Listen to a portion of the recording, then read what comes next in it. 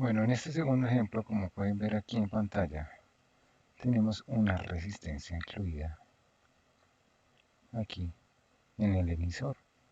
Esto va a hacer que la configuración completa del transistor cambie su punto Q de trabajo y nos pueda facilitar estabilidad cuando la temperatura aumenta en los transistores.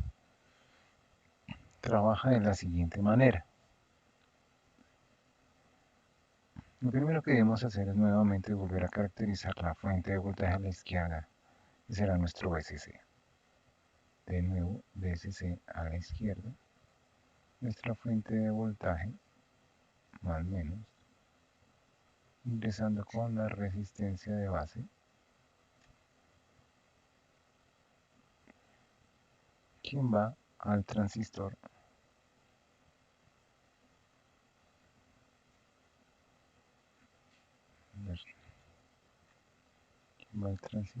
aquí, listo, el emisor, bajamos, subimos, esta resistencia la vamos a dibujar un poquito diferente para diferenciar la resistencia de colector, de nuevo a una fuente de voltaje de valor VCC, y en este caso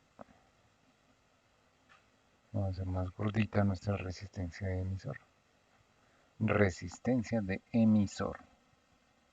Cerramos la malla para este lado y cerramos la otra malla por este lado. Al negativo, es decir, a tierra. Listo. Bien, esta será nuestra malla 1 y bautizamos a nuestra malla 2. Como bien lo hemos recordado y lo sabemos, por este lado circula una corriente de base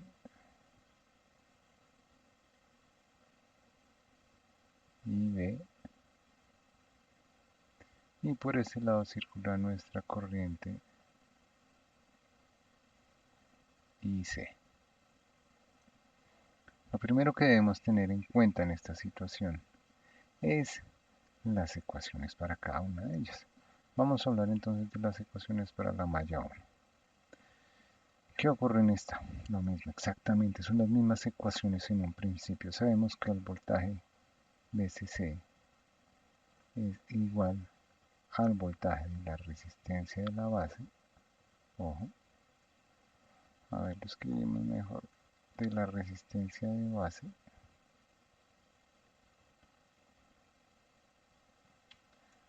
Listo.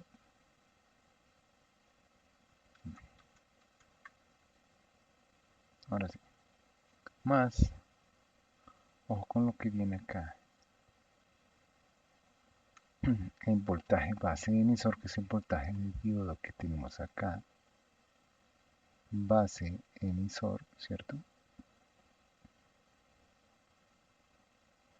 Más, ojo, aparece un nuevo elemento en la malla que es la resistencia de emisor. Por lo tanto, ahí encontramos un voltaje en la resistencia de emisor. Hay un nuevo elemento en la ecuación. Debemos tener cuidado con esto. Pero bien, ya nuestra primera ecuación está planteada. Para nuestra malla 2, entonces tenemos la siguiente ecuación. Vamos a hacerla en otro color. Para nuestra malla 2 tenemos entonces que, vuelve y se repite igual que en el anterior caso. La corriente de colector es igual al beta por la corriente de base. ¿Listo? En este caso, nuestra ecuación cambia un poquito en cuanto a los voltajes. Vamos a ver qué ocurre en este caso. Sabemos entonces que acá el voltaje colector emisor, perdón, el voltaje de VCC es igual al voltaje que hay en la resistencia del colector más el voltaje entre el colector y el emisor, que es estos dos puntos que hay acá, más nuevamente el voltaje de la resistencia de emisor, que es la que tenemos común entre las dos mallas. ¿Qué nos queda? Tener en cuenta que para ambos casos El voltaje es igual a la corriente por la resistencia para poder hacer las respectivas sustituciones. Bien, vamos a asignarle valores a estos elementos para poder empezar a hacer un ejercicio. El primer valor que vamos a asignar es el beta. Este beta tendrá el mismo valor que el ejercicio anterior, 150. Bien, la corriente de base para contrastar con el ejercicio anterior va a ser igual a 50 microamperios. ¿Y qué tenemos que encontrar entonces? Nuestra resistencia de base. Tenemos que encontrar también o asumir en este caso una resistencia de colector. A ver qué ocurre. Vamos a asumir también, vamos a encontrar el voltaje colector emisor. Obviamente también necesitamos nuestra corriente de colector. Y partimos de que es un transistor de silicio.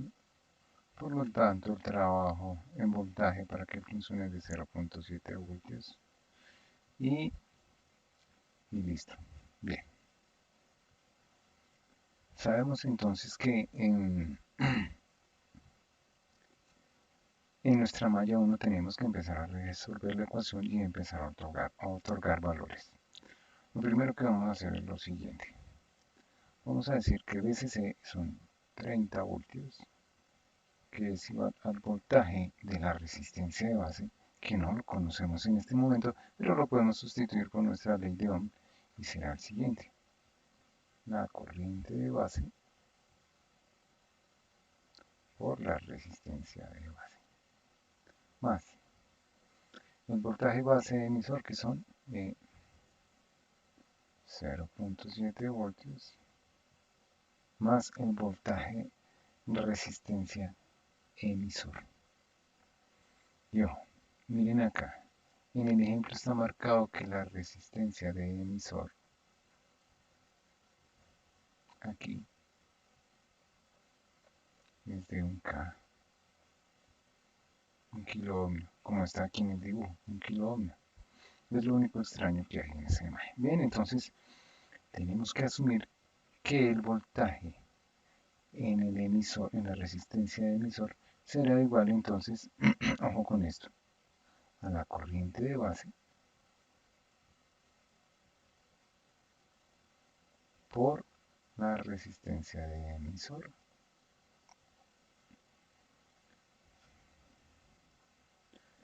Pero hay que tener algo muy en cuenta. Cuando el transistor tiene trabajando la corriente de colector, resulta entonces que la corriente de colector es muy similar a la corriente de emisor. Y como en este caso no nos podemos guiar o fiar de que es la corriente de base, entonces decimos que esta sección que atraviesa todo este circuito se conoce como la corriente de emisor. ¿Listo? Por lo tanto no se puede denominar en este caso como una corriente de base. ¿Por qué? Porque este punto ya no es tierra. Ahora hay un elemento aquí incrustado entre el transistor y la tierra, que es una resistencia. ¿Listo? Entonces, en este caso ya no sería la corriente de base como tal. Su denominación cambia. Será la corriente de emisor. Y sabemos que la corriente de emisor es muy cercana a la corriente de colector, ya que la corriente de base es muy pequeña, como hemos visto en los ejercicios anteriores, y es casi insignificativa. ¿De dónde nace esto? Recuerde que por la ley de corrientes de Kirchhoff, sabemos que la corriente de emisor es la suma de la corriente de base más la corriente de colector. Pero como la corriente de base es tan pequeñita, es casi tan insignificante con respecto a la corriente de colector, Entonces se deduce que la corriente de colector es similar o igual o muy cercana a la corriente de emisor. Ambas tienden a ser muy parecidas porque la corriente base es casi insignificante. Estaríamos hablando, por decirte, 1.000.000 de pesos y la corriente base sería una moneda de 50 pesos. No tendría gran significado, por eso no se asume. Entonces, en esta ecuación, por eso decimos que la corriente de emisor por RE nos va a dar este voltaje. Bien, como desconocemos la corriente de emisor, pero tenemos la corriente de base, tenemos que buscar alguna manera de sustituirla. Y es aquí donde nos valemos de esta ecuación. Decimos entonces que como ambas son tan parecidas, la ecuación se plantea de la siguiente manera. 30 es igual a la corriente de base, que son 50 microamperios, por la resistencia de base más 0.7 más, ojo con esto, la corriente de colector por RE. Pues ambas son, son similares, ¿no? Y la corriente de colector, ¿quién es? Volvamos a hacer la sustitución. 30 es igual a 50 microamperios por la resistencia de base más 0,7 más, ¿quién es la corriente colector? Vamos a ponerla en otro color. La corriente colector es esta, es beta veces IB. Y esto por la resistencia de emisor, que es un K. ¿Y cuántos beta veces IB? Pues aquí ya encontramos nuestra primera respuesta. Eso es IC. Quiere decir que IC es 150 por 50 microamperios. Y estaríamos encontrando nuestra primera respuesta. Igual que en la anterior, esto corresponde a 7.5 miliamperios. Entonces, resulta que este valor es de 7.5 miliamperios. Y colocamos el resto de valores. ¿Qué ocurre entonces en esta ecuación? 30 es igual a 50 microamperios por la resistencia de base más 0.7 voltios más este valor que nos da acá por un K. ¿Y qué nos queda entonces? Que ya podemos despejar RD. Y así lograríamos identificar cuál sería el valor de nuestra resistencia RD. ¿Listo? Vamos a hacer un poquito esto aquí. Despejando RD, pasando los que tienen que están sumando, pasan a restar y toda esta situación, nuestra ecuación nos queda de la siguiente manera. O RD es igual a 30 menos 0.7 menos 7.5 miliamperios, esto es álgebra, ¿no? Por un K sobre 50 microamperios. Toda esta operación nos da el valor de RD. Listo, RD por lo tanto en este caso toma un valor de 436K. Hagan el cálculo correcto en sus calculadores para que revisen, muchachos. Listo. Entonces hemos encontrado RD. RD vale 436K. Listo, tenemos RD para lograr. A ver, corregimos esto que se escriba mejor. 436 kiloohmios. Y este es el valor necesario en una resistencia con una fuente de 30 volts para que la corriente de base en verdad sea 50 microamperios. Bien. Y con una resistencia de un K en emisor, ¿no? Ahora vamos a pasar a nuestra malla 2. En la malla 2 vamos a hacer aquí una división para que no se mezclen ambas, pues debemos hacer lo mismo. V6 30 es igual a la voltaje en la resistencia por el colector. Y ojo con esto, entonces esto será pues la corriente de colector por la resistencia de colector, ¿no? más el voltaje colector emisor más el voltaje de la resistencia en el emisor. Bien, aquí vamos de nuevo a sustituir valores.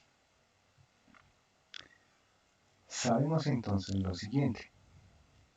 Tenemos que esto es 30 igual a la corriente de colector, que ya la tenemos, que son 7.5 miliamperios, y vamos a cambiar de nuevo el color acá por RC más el voltaje colector emisor más el voltaje en la resistencia de emisor. Pero el voltaje en la resistencia de emisor ya lo sabemos, es este mismo que está acá,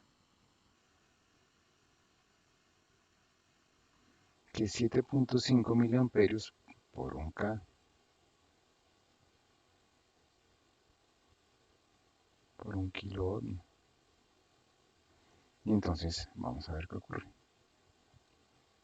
Tenemos entonces que 30 es igual a 7.5 miliamperios. Ojo con este espacio por RC, más el voltaje colector emisor, que se desconoce, más lo que nos da este valor. Por lo tanto, el voltaje en la resistencia de emisor, según esto, nos debe dar 7.5 voltios. ¿Por qué? Porque los miliamperios con los kilos se van cuando es una multiplicación, porque ambos tienen misma base, pero coeficientes negativos de misma magnitud. Entonces esto nos da 7.5 voltios. ¿Listo? Bien. Vamos entonces a asumir que de nuevo nuestra resistencia de colector va a tener un valor diferente. Vamos a ponerle 3 kilo ohmios a ver qué ocurre. Asumamos que esto es 30 voltios es igual a 7.5 miliamperios por 3K.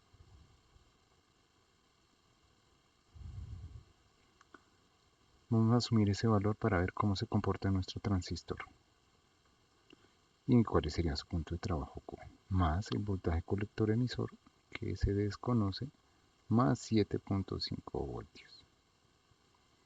Si nosotros despejamos ya toda esta ecuación con una resistencia de 3K para RC, pues miremos cuál es el valor que toma BCE. BCE en este caso tenemos que hacer nuestros cálculos. Entonces BCE será igual a 30 menos lo que nos dé este valor. Vamos a hacerlo una vez.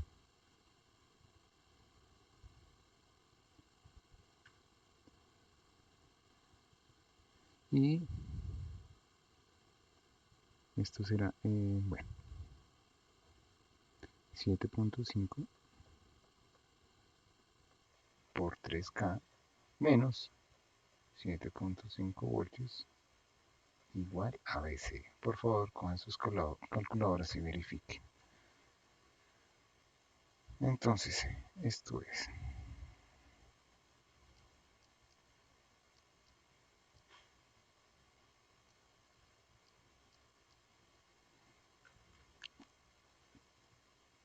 igual a 30 menos 22.5 voltios menos 7.5 voltios.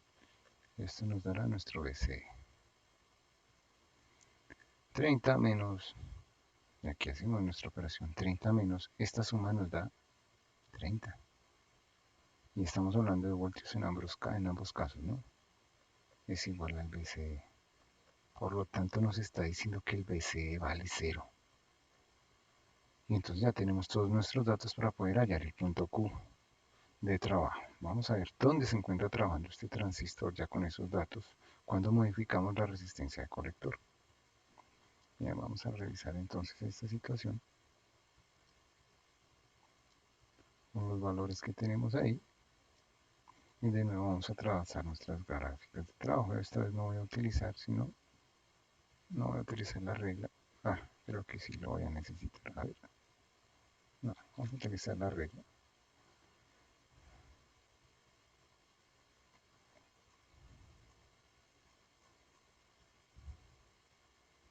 Bien, de este lado vamos a trazar nuestra curva. Listo. Y de este otro vamos a trazar el otro eje de coordenadas.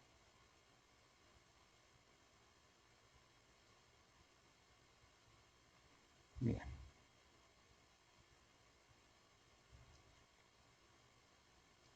Vamos a ponerlo por aquí, listo. En este caso,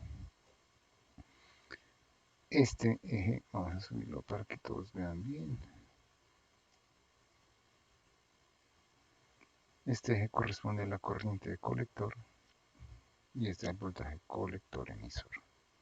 Bien, vamos a colocar los valores máximos. Sabemos que nuestro VCC es de 30 voltios. Nuestra corriente de colector nos dio 7.5 miliamperios. Listo, que será nuestro punto de trabajo. Pero recuerden que el máximo, en este caso la ecuación cambia. Nuestro punto máximo para trazar nuestra curva de trabajo está determinado por VCC sobre la resistencia de colector. Pero como recuerden que tenemos una invitada más que la resistencia de emisor, debemos sumarla para poder obtener el punto de equilibrio o de trazo. De este lado que es nuestro máximo, y vamos a trazar nuestra gráfica nuevamente para poder identificar en dónde se encuentra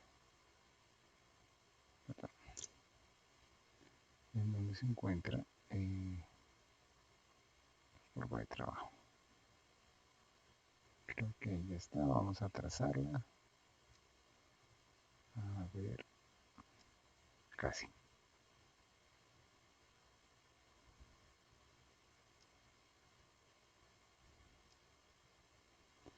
Listo, ya estamos acá, entonces vamos a trazar nuestra curva de trabajo del transistor con los valores máximos del voltaje y la fuente y la corriente de colector que se saca de esa manera. Bien. Ya teniendo nuestra línea de trabajo, pues vamos a identificar los valores. Sabemos que la corriente de colector nos dio 7.5 miliamperios, pero no sabemos cuánto nos da este valor para saber cuánto es identificarlo en la curva. Entonces esto será 30 dividido, ojo, RC que vale 3K más R que vale 1K. Por lo tanto, eso será igual a 30 dividido entre 4K. ¿Listo? Este valor nos da lo siguiente.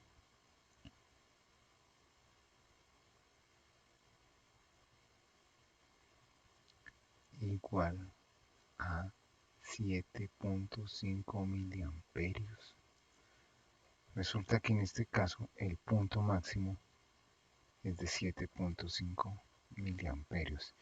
Y coincidencia, resulta que aquí la corriente de colector también nos dio 7.5 miliamperios. Quiere decir que hallamos nuestro primer punto de corte. Ahora, el voltaje colector emisor, hallamos este primero, ¿cierto? Y que nuestro voltaje colector emisor es de 0 voltios para hallar nuestro segundo punto de corte. Es decir, que sobre el eje de coordenadas BCE, 0 nos viene a dar acá. Por lo tanto, el punto Q de trabajo es este.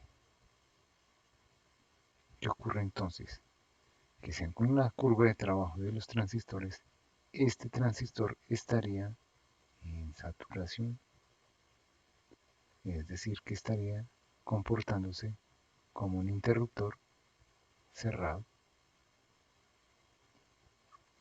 Entonces encontramos que este es el punto Q de este transistor en trabajo, solo variando nuestra resistencia de colector. ¿Listo? Entonces ya tenemos más claro cómo poder jugar con las resistencias y los transistores y su curva de trabajo para poderlos colocar en corte, en zona activa, que podría ser acá, o saturación como lo tenemos en este lado. Si la curva, si el punto Q hubiera quedado en este punto, pues se dice que el transistor está en corte. En toda esta zona se conoce como saturación.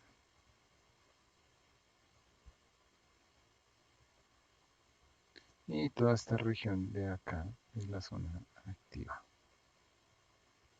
Pues todo depende de dónde, según nuestros voltajes y nuestras resistencias, podemos identificar en qué región se encuentra nuestro transistor trabajando. Ahora, por favor, hagan los ajustes necesarios para que este transistor entre en corte. Esta es la tarea. Ahora, ¿qué valores van a utilizar ustedes para que entre en corte? ¿Qué van a modificar? Las resistencias, ¿qué valores deben tener entonces? ¿Y qué hay que hacer para que esté en la zona activa? ¿Qué valores debe tomar? Puede ser aquí, puede ser acá, puede ser acá. Acuérdense que esta es la región de saturación y esta es la región de corte. La zona activa puede ir desde aquí hasta acá. Cualquier valor que tome Q será la zona activa, pero el punto central es el punto de equilibrio. Listo muchachos, esta es la segunda actividad, por favor realícenla.